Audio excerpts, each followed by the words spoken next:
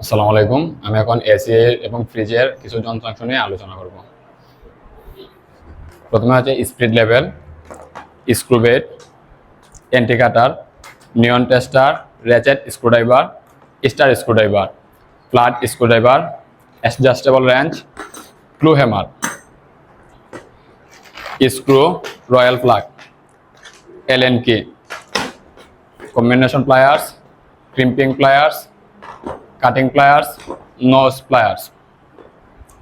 তারপর measuring tape, flaring set, block vice, yoke, flaring cone, swaging cone, high pressure gas meter, compound gas meter, charging wheels pipe, clip on meter, loop, temperature meter, বড়টা temperature meter. এবার আছে আপনার avometer, hold,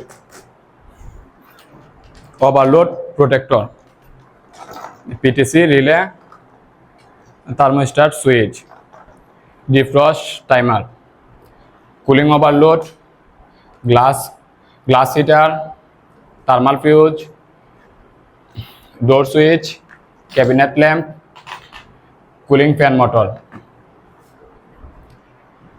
এখন আলোচনা করব printed circuit board নিয়ে। Contact relay, capacitor, buzzer, fuse.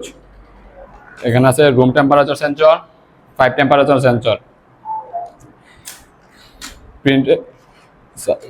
Printed circuit control panel control board. এরপর আছে আপনার ট্রান্সফরমার, ক্যাপাসিটর বড়টা, এগুলো আছে ছোট ক্যাপাসিটর। এগুলো আছে ম্যাগনেটিক কন্ট্যাক্টর। এগুলো আছে